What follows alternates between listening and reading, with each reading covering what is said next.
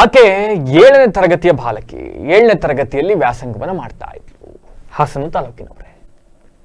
7ನೇ ತರಗತಿಯಲ್ಲಿ ವ್ಯಾಸಂಗ ಮಾಡ್ತಾ ಇದ್ದ ಬಾಲಕಿಯ ಮೇಲೆ ತಾಯಿ ಸಾಕಷ್ಟು ಭರವಸೆಯನ್ನ ಇಟ್ಟುಕೊಂಡಿದ್ದರು. ನನ್ನ ಮಗಳು ಮುಂದೆ ಓದಿ ಒಂದೊಳ್ಳೆ ಉನ್ನತ ಸ್ಥಾನಕ್ಕೆ ಹೋಗಬೇಕು, ಈ ರೀತಿಯಾದಂಥ ಕನಸುಗಳು ಸಹಜವಾಗಿ ಪ್ರತಿಯೊಬ್ಬ ಪೋಷಕರಿಗೂ ಇದ್ದೇ ಇರುತ್ತೆ. ಆದರೆ ಬಾಲಕಿಯ ಬಾಳಿನಲ್ಲಿ ಅದೊಂದು ಘೋರ ಘಟನೆ ನಡೆದು ಹೋಗ್ಬಿಡ್ತು.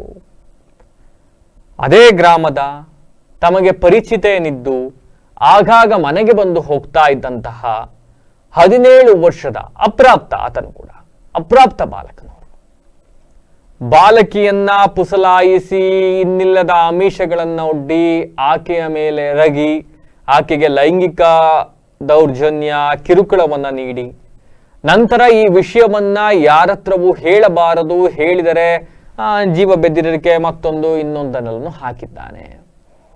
ಜೀವ ಭಯದಿಂದ ಬಾಲಕಿ ವಿಚಾರವನ್ನ ಮನೆಯವರ ಹತ್ರ ಹೇಳಿಕೊಂಡಿಲ್ಲ.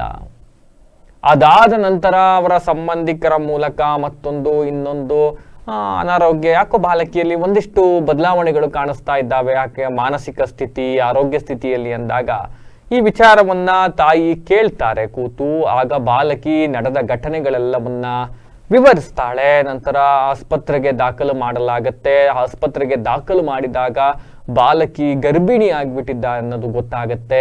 ಇದಾದ ನಂತರ ಕೂಡಲೇ ವೈದ್ಯರು ಈ ವಿಚಾರವನ್ನ ಪೊಲೀಸರಿಗೆ ತಿಳಿಸ್ತಾರೆ. ಅದಾದ ನಂತರ ಪೋಕ್ಸೋ ಕಾಯ್ದೆ ಅಡಿಯಲ್ಲಿ ಪ್ರಕರಣ ಕೂಡ ದಾಖಲಾಗುತ್ತೆ.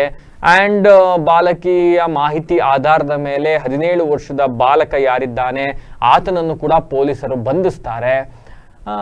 ಆತನು ಕೂಡ ಕನ್ವಿಕ್ಟ್ ಮಾಡಿಕೊಂಡಿರ್ತಕ್ಕಂಥದ್ದು, ಏನು ಘಟನೆ ನಡೆದಿದೆ ಅದಕ್ಕೆ ನಾನೇ ಹೊಣೆ ಆಗಿರ್ತಕ್ಕಂಥದ್ದು ಅನ್ನೋದನ್ನು ಕೂಡ ಬಾಲಕ ಒಪ್ಪಿಕೊಂಡಿದ್ದಾನೆ. ಪ್ರಕರಣ ನಡೀತಾ ಇದೆ. ಆದರೆ ಇದಾದ ನಂತರ ಬಾಲಕಿಯ ತಾಯಿ ಯಾರು ಕೂಡ ಅವರ ಸಪೋರ್ಟಿಗಿಲ್ಲ. ಹೀಗಾಗಿ ಯಾರು ಕೃತ್ಯವನ್ನ ಎಸಗಿದ್ದಾನೆ ಎನ್ನಲಾಗುತ್ತಿದೆ ಆ್ಯಂಡ್ ಒಪ್ಪಿಕೊಂಡಿದ್ದಾನೆ ನಾನೇ ಮಾಡಿದ್ದೀನಿ ಅಂತ ಬಾಲಕನ ಪೋಷಕರು ಬಾಲಕಿಯ ತಾಯಿ ವಿರುದ್ಧವೇ ಒಂದು ಪ್ರಕರಣವನ್ನು ದಾಖಲು ಮಾಡಿಬಿಟ್ಟಿದ್ದಾರಂತೆ. ಬಾಲಕಿಯ ತಾಯಿ ವಿರುದ್ಧವೇ ಪ್ರಕರಣವನ್ನ ದಾಖಲು ಮಾಡಿ ಅವರಿಗೆ ಜೀವ ಬೆದರಿಕೆ ಹಾಕ್ತಕ್ಕಂಥದ್ದು, ಮತ್ತೊಂದು ಇನ್ನೊಂದು ಈ ರೀತಿಯಾದಂತಹ ಒಂದು ಹಿಂಸೆ ಕೊಡ್ತಕ್ಕಂಥ ಪ್ರವೃತ್ತಿಯನ್ನ ಮಾಡ್ತಾ ಇದ್ದಾರೆ ಅಂತಕ್ಕಂಥ ಆರೋಪವನ್ನ ಬಾಲಕಿಯ ತಾಯಿ ಮಾಡ್ತಾ ಇರ್ತಕ್ಕಂಥದ್ದು. ಹಾಸನ ತಾಲೂಕಿನಲ್ಲೇ ಈ ಘಟನೆ ಸಂಭವಿಸಿದೆ. ಆದರೆ ಇದು ಪೋಕ್ಸೋ ಪ್ರಕರಣ ಆಗಿರ್ತಕ್ಕಂಥ ಹಿನ್ನೆಲೆಯಲ್ಲಿ ಬಾಲಕಿಯ ಗುರುತಾಗಿರಬಹುದು, ಪೋಷಕರ ಗುರುತು ಇವ್ಯಾವುದನ್ನು ಕೂಡ ನಾವಿಲ್ಲಿ ಬಹಿರಂಗಪಡಿಸ್ತಾ ಇಲ್ಲ, ಬಹಿರಂಗಪಡಿಸಂಗೂ ಇಲ್ಲ. ಆದರೆ ಯಾಕೆ ಸುದ್ದಿ ಪ್ರೆಸೆಂಟ್ ಮಾಡಬೇಕಾಗಿತ್ತು ಅಂತ ಅಂದರೆ, ದೌರ್ಜನ್ಯಕ್ಕೊಳಗಾಗಿರುವ ಬಾಲಕಿ, ಆಕೆಯ ಮನಸ್ಥಿತಿ, ಇದರೊಟ್ಟಿಗೆ ಅವರ ಪೋಷಕರ ಮನಸ್ಥಿತಿ, ಘಾಸಿ ಆಗಿರುವ ಮನಸ್ಸಿಗೆ ಬಾಲಕನ ಒಂದಿಷ್ಟು ಪ್ರಭಾವಿಯಾಗಿದ್ದೀವಿ ನಾವು ಅನ್ನೋ ಕಾರಣಕ್ಕೆ ಕೃತ್ಯವನ್ನ ಎಸಗಿರ್ತಕ್ಕಂಥ ಆರೋಪಿಯ ಪೋಷಕರು ನೀಡ್ತಾ ಇರ್ತಕ್ಕಂಥ ಬೆದರಿಕೆ ಆಗಿರಬಹುದು ಅಥವಾ ಅವ್ರ ಮೇಲೆ ಆಗ್ತಾ ಇರ್ತಕ್ಕಂಥ ದೌರ್ಜನ್ಯ, ಇವೆಲ್ಲವಕ್ಕೂ ಕೂಡ ನ್ಯಾಯ ಸಿಗಬೇಕು. ಆ ನ್ಯಾಯ ಸಿಗಬೇಕೆನ್ನುವ ಕಾರಣಕ್ಕೆ ಸುದ್ದಿಯನ್ನು ಪ್ರೆಸೆಂಟ್ ಮಾಡ್ತಾ ಇದ್ದೀನಿ. ನಾ ಈ ಸಂಬಂಧಪಟ್ಟ ವಿಚಾರದಲ್ಲಿ ಸಂಬಂಧಪಟ್ಟ ಅಧಿಕಾರಿಗಳಿಗೆ ಇದು ಯಾವ ಪ್ರಕರಣ ಏನು ಎತ್ತ ಗೊತ್ತಾಗಿದೆ ಇಷ್ಟೊತ್ತಿಗಾಗಲೇ. ದಯವಿಟ್ಟು ಆ ತಾಯಿ ನೊಂದಿರುವ ಜೀವ ಅದು, ಅವರಿಗೆ ನ್ಯಾಯ ಸಿಗಬೇಕು, ನ್ಯಾಯ ಸಿಗಲಿ ಎಂಬುದು ಕೂಡ ನಮ್ಮ ಆಶಯ. ನನ್ನ ಮಗಳಿಗೆ 7ನೇ ಕ್ಲಾಸು, ಅವಳಿಗೆ ರೇಪ್ ಆಗಿದೆ ಊರಲ್ಲೇ. 7ನೇ ಕ್ಲಾಸ್ ಓದ್ತಿದ್ದಾಳೆ, 14 ವಯಸ್ಸು. ನನಗೆ ಅದ್ರ ಬಗ್ಗೆ ಏನು ಎಂತು ಅಂತ ನನಗೆ ಗೊತ್ತಿರಲಿಲ್ಲ. ನಾನು ಬಂದು ನಮ್ಮ ರಿಲೇಷನ್ ಮನೆಗೆ ಹೋಗಿದ್ದೆ. ಹೋದಾಗ ಅವ್ರ ಹತ್ರ ಸೊಲ್ಯೂಷನ್ ಕೇಳಿದೆ. ಅವರು ತಂದು ಚೆಕ್ ಮಾಡಿದಾಗ ಗೊತ್ತಾಗಿದ್ದು.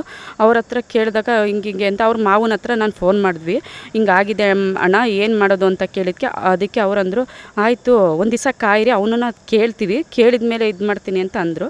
ಆವಾಗ ನಾನು ಕೇಳಿದಾಗ ಅವರು ಅಂದರು ಕೇಸ್ ಕೊಡೋದಾರೆ ಕೊಡಿ, ಅವನಾದರೆ ಅವನಾಗುತ್ತೆ, ಇಲ್ಲ ಅಂತ ಅಂದರೆ ನಮ್ಮ ಮುಂದೆ ಟೇಷನ್ ಮುಖಾಂತರನೇ ನಾವು ಇದು ಮಾಡ್ತೀವಿ ಅಂತ ಅಂದರು. ಆಮೇಲೆ ಆಗಿದ್ಮೇಲೆ ನಾನು ಸೀದಾ ಗೌರ್ಮೆಂಟ್ ಆಸ್ಪತ್ರೆಗೆ ಜಿಲ್ಲಾ ಇದಕ್ಕೆ ಬಂದು ಇಲ್ಲಿ ಅಡ್ಮಿಟ್ ಸಖಿ ಅನ್ನೋ ಇದರಿಂದ ನಾನು ಬಂದು ನನ್ನ ಮಗಳಿಗೆ ಅಡ್ಮಿಟ್ ಮಾಡಿದೆ. ಅವರು ಕೇಸೆಲ್ಲ ಅವರು ತೊಗೊಂಡ್ರು. ಬಂದು ಒಂದು ವಾರ ಆಯಿತು. ನಾನು ಆಮೇಲೆ ನಾನು ಬಂದು ಒಂದು ವಾರ ಆದಮೇಲೆ ಅವರು ನಮ್ಮ ಅಮ್ಮನಿಗೆಲ್ಲ ಫೋನ್ ಮಾಡಿ ಎಲ್ಲಿದ್ದಾಳೆ ಏನು ಅಂತೆಲ್ಲ ತಿಳ್ಕೊಂಡು ಎಲ್ಲ ಇದು ಮಾಡಿದರು. ಮಂಗಳ ನರ್ಸಿಂಗ್ ಹೋಮ್ಗೆಲ್ಲ ಹೋಗಿ ಹುಡುಕಿ ಎಲ್ಲ ಇದು ಮಾಡಿದರು. ಆದರೂ ನಮಗೆ ನಾವು ಹೇಳಲಿಲ್ಲ, ಹೇಳ್ಬಿಡಿ ಅಂತ ಅಂದಿದ್ರು, ನಾವು ಹೇಳಲಿಲ್ಲ. ಆಮೇಲೆ ಅದಾದಮೇಲೆ ನಮ್ಮ ತಾಯಿ ಸೋಮವಾರ ಮನೇಲಿದ್ದಾಗ ಅವರು ಮನೆ ಹಿಂಗೆ ರೋಡಲ್ಲಿ ಹೋಗ್ಬೇಕಾದ್ರೆ ಫೋನ್ ಮಾಡಿ ಅವ್ರನ್ನ ಮನೆಗೆ ಕರ್ಸ್ಕೊಂಡಿದ್ದಾರೆ, ಬನ್ನಿ ಆಂಟಿ ಮನೆಗೆ ಅಂತ ಕರೆದು ಅವರಿಗೆ ನಮ್ಮ ತಾಯಿಗೆಲ್ಲ ಹೊಡೆದು ಎಲ್ಲ ಮಾಡಿದ್ದಾರೆ. ಆಮೇಲೆ ನನಗೂ ಬೈದು ಎಲ್ಲ ಬಾಯಿ ಬಂದಂಗೆಲ್ಲ ಬೈದು ಕೆಡ್ತಾಗೆಲ್ಲ ಬೈದಿದ್ದಾರೆ, ಬೈದು ಎಲ್ಲ ಇದು ಮಾಡಿ ಆಮೇಲೆ ನನಗೆ ಈ ಥರ ಎಲ್ಲ ಹೇಳಿದ್ದಾರೆ, ನಾನು ಇದು ಮಾಡ್ತೀನಿ ಅಂತೇಳಿ. ನಮ್ಮ ಅಮ್ಮನಿಗೂ ಪಾಪ ಹೊಡೆದಿದ್ದಾರೆ, ನನ್ನ ಮಗನಿಗೂ ಜೀವ ಭಯ ಇದೆ, ನಮಗೂ ಜೀವ ಭಯ ಇದೆ. ಮುಂದೆ ನಮಗೆ ಅದೇನು ಅಂತ ನಮಗೆ ಏನು ಗೊತ್ತಾ, ನಮಗೆ ಅವ್ರ ಮುಖಾಂತರ ನಮಗೆ ನ್ಯಾಯ ಬೇಕು. ನಮ್ಮ ಮಗು ಈ ಥರ ಆಗಿದೆ, ನಮಗೆ ಯಾರೂ ಸಪೋರ್ಟಿಗಾಗಿ ನಿಂತಿಲ್ಲ, ಹಂಗಾಗಿ ನಮ್ಮ ಮಗುಗೆ ನ್ಯಾಯ ಬೇಕು ಅಂತ ನಾನು ಕೇಳ್ಕೊತಿದ್ದೀನಿ ಸರ್. ಅಷ್ಟ್ಬಿಟ್ರೆ ಇನ್ನೇನು ಇಲ್ಲ. ಈಗ ಹುಡುಗ ಅಂತ ಯಾರನ್ನು ಗೊತ್ತಾಗಿದೆ ನಿಮಗೆ? ಹುಡುಗಿ ಹೇಳಿದ್ದಾರೆ? ಹ್ಞೂ ಗೊತ್ತಾಗಿದೆ. ಅವ್ನು ಕರ್ಕೊಬಂದು ಜೈಲಿಗೆ ಇದು ಮಾಡಿದ್ದಾರೆ, ಜೈಲಲ್ಲಿದ್ದೆ. ಬುಧವಾರ ದೀಪಾವಳಿ ಹಬ್ಬದ ದಿವಸ ಕರ್ಕೊಂಡೋಗಿ ಇಟ್ಟಿದ್ದಾರೆ, ಹೋಗಿ ಇಟ್ಟಿದ್ದಾರೆ. ಅವ್ರು ನಮಗೇನಿಲ್ಲ, ನಮ್ಗೆ ನ್ಯಾಯ ಒಂದು ಬೇಕು ನಮಗೆ ಅಷ್ಟೇ ಸರ್. ನಮ್ಮ ಮಗುಗೆ ಈ ಥರ ಆಗಿರೋದಕ್ಕೆ ಹುಡುಗನ ಮನೆ ನಿಮ್ಗೆ ಏನು ಮಾಡ್ತಾವ್ರೆ? ಅವರು ಬೆದರಿಕೆ ಆಗ್ತಿದ್ದಾರೆ, ನಾವು ಜನ ಎಲ್ಲ ಕರ್ಕೊಬರ್ತೀನಿ, ಜನ ಎಲ್ಲ ಕರ್ಕೊಬಂದು ಇದು ಮಾಡ್ತೀವಿ ಹಂಗೆ ಹಿಂಗೆ ಅಂತೆಲ್ಲ ಎದುರಿಸ್ತಿದ್ದಾರೆ. ಮತ್ತು ನನಗೂ ಕೆಟ್ಟದಾಗೆಲ್ಲ ಬೈದಿದ್ದಾರೆ ಸರ್.